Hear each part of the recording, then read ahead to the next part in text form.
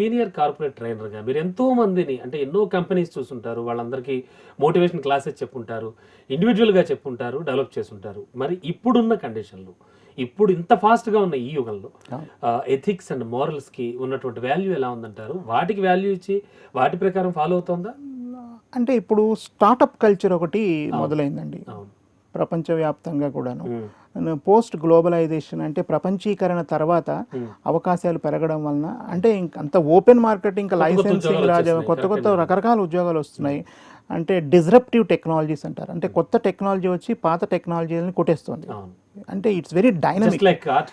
మీరు టెక్నాలజీని కూడా పూర్తిగా అందిపుచ్చుకోలేకపోతున్నారు మనుషులు, అది విలువలు పాటించకపోవడం వల్లనే.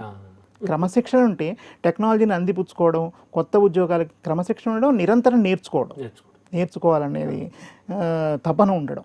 ఈ లెర్నింగ్ యాటిట్యూడ్ లేనప్పుడు మీకు ఎర్నింగ్ యాటిట్యూడ్ కూడా పడిపోతుంది. Learn, earn, lead.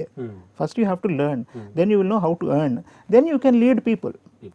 అందుకని ఈ విలువలు పాటించడం స్థాయికి వెళ్ళొచ్చు. ఈ విలువలు స్టార్టప్లో విజన్, మిషన్ ఇటువంటి ఉండట్లేదు చాలా స్టార్టప్స్కి. దానివల్ల ఏంటి, త్వరగా కూలిపోతున్నాయి. ఇప్పుడు ప్రభుత్వ లెక్కల ప్రకారం అయినా కూడా 90% స్టార్టప్స్ మూసేస్తున్నారు దుకాణాలు. విలువలు లేకపోవడం వలన మూతపడిపోతున్నాయి. లేకపోతే ఒకేసారి 1000 మందిని ఉద్యోగంలో తీసేయడం, 500 మందిని తీసేయడం. అంటే ఆ ఒక్కడిని ఉద్యోగంలో తీసేస్తే 500 కుటుంబాలు రోడ్డున పడ్డట్టే. ఇవన్నీ ఎందుకు అంటే వాళ్ళకి ఒక విజన్, ఒక మిషన్ ఉండట్లే.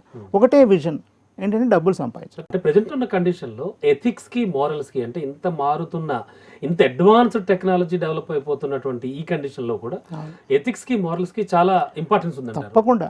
అదే మానవ మేధస్సు ఎక్కడైతే సరిగ్గా పనిచేయట్లేదో అక్కడ కృత్రిమ మేధస్సు ఆక్రమిస్తుంది. మీరు గమనిస్తే రోబోస్ ఎనీవేర్ అంటే అవన్నీ, బట్ అవేవి కూడా మానవ మేధస్సుకు ప్రత్యామ్నాయం కాదు, రైట్?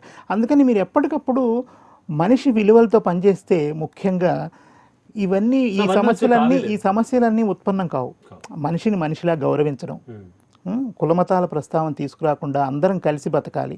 ఫైనల్గా ఏంటంటే మన భారతీయ విలువల్ని పాటించే విధంగా మన ప్రవర్తన తీర్చిదిద్దుకోవడం.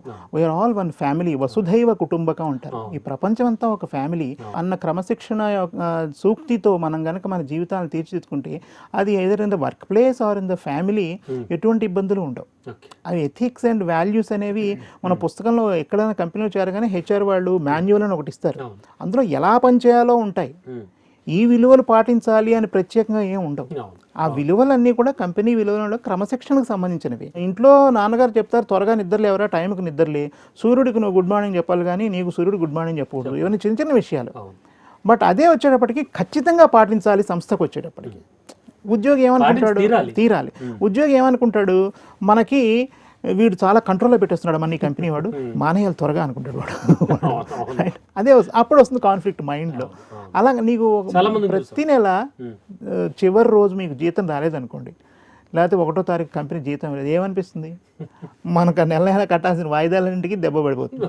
అంటే కంపెనీ తన విలువలు పాటించకపోతే మీ పరిస్థితి ఏంటి, మీ కుటుంబం పరిస్థితి ఏంటి? కంపెనీ తన విలువలు తాను పాటించాలి, ఇస్తుంది. మీరు కంపెనీలో పనిచేస్తున్నందుకు కంపెనీ క్రమశిక్షణ, కంపెనీ నియమ నిబంధనలు పాటిస్తూ మీ వృత్తిగత జీవితాన్ని తీర్చిదిద్దుకోవాలి.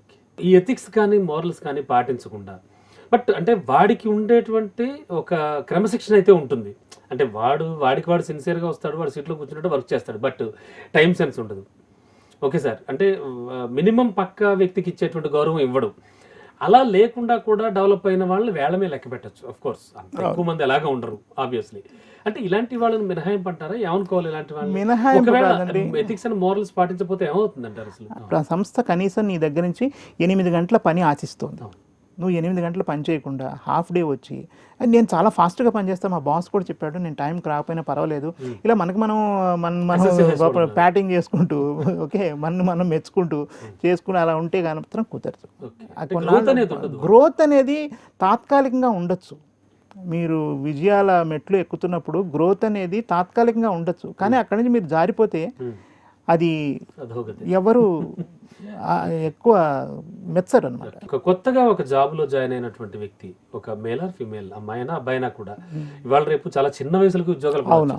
సో వాళ్ళు ఎటువంటి ఎథిక్స్కి సంబంధించి కానీ, మోరల్స్ కానీ, లేకపోతే ఎథిక్స్ అండ్ వాల్యూస్ ఎలాంటివి నేర్చుకుంటే బెటర్ అంటారు? ఎలా నేర్చుకుని వాళ్ళు ముందుకెళ్తే కనుక వాళ్ళ పర్సనల్ డెవలప్మెంట్ కానీ సంస్థ డెవలప్మెంట్ కానీ ఎలా జరుగుతుంది? తప్పకుండా టైంకి ఆఫీస్కి వెళ్ళడం, జాబ్ డిస్క్రిప్షన్ బాగా చదవడం, మినిమం దానికి అనుకూలంగా బాస్ చెప్పినట్టు పని చేయడం, వర్క్ డైరీ రాయడం. ఈరోజు మీరు ఏం పని చేశారు, ఒక సంవత్సరం అయిన తర్వాత బాస్ అడుగుతాడు నీకు ఎందుకు ప్రమోషన్ ఇవ్వాలి అని చెప్పి. సార్ మీరు ఏ పని చెప్తే ఆ పని చేశాను సార్, మీరు అలా అడగడం భావ్యం కాదు సార్, మీరు చెప్పిన ప్రతి పని చేశారు సార్ అంటే. బాస్ చెప్పిన ప్రతి పని చేస్తే మీరు కంపెనీ ఏమంటుంది, మా బాబు పైన బాస్ అంటున్నాడు నువ్వు ఏం పని చేయట్లేదని, నేను కూడా అదే మాట నీతో అంటున్నాను నువ్వేం పని చేయట్లేదని. ఏం పని చేశాడు? That's why work diary. ఈరోజు ఏం పని చేసావు, ఈరోజు మనం ఎన్ని రికార్డింగ్లు చేసాం, ఈరోజు మనం ఎంత పని చేసాం, ఇవన్నీ కూడా రాసుకుంటే సంవత్సరం తర్వాత బాస్ చూపించవచ్చు, పలానా రోజు నేను ఈ పని చేశాను మీరు చెప్తేనే చేశాను, గుర్తుండకపో అలా అడుగుతారు. మనం అప్పుడు తత్తరపడతాం. అందుకని work diary is maintenance. And company vision మిషన్కి అనుగుణంగా కంపెనీని అభివృద్ధి పథంలో నడిపించడానికి మీ బాస్ ప్రవర్తిస్తూ ఉంటాడు. అందుకని ఆయన మాట మీరు వినాలి. అంతేగాని మీ అహంకారంతో మీ అజ్ఞానంతో ఆడి చెప్తే నేను మీదేంటి, వాడి కులం వేరు నా మతం వేరు, ఇలా ఉండకూడదు. కుల మతాలకు అతీతంగా వర్క్ ప్లేస్లో పనిచేయాలి. Basically we are all human beings working for surviving for success. Sure sir, thank you sir. చాలా చక్కటి విషయాలు చెప్పారు, ఇందులో చాలా మంచి విషయాలు చెప్పారు. అండ్ ఎథిక్స్ కానీ మోరల్స్ కానీ వాల్యూస్ కానీ ఎలా ఉంటే డెవలప్ అవ్వచ్చు, ఎలా ముందుకెళ్ళచ్చు అనేది. Thank you so much. Thank you very much. ధన్యవాదాలు. నమస్కారం.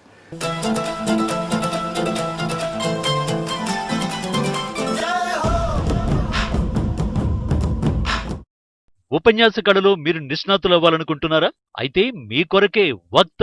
వివరాల కోసం సంప్రదించాల్సిన ఫోన్ నంబర్ 9553586062.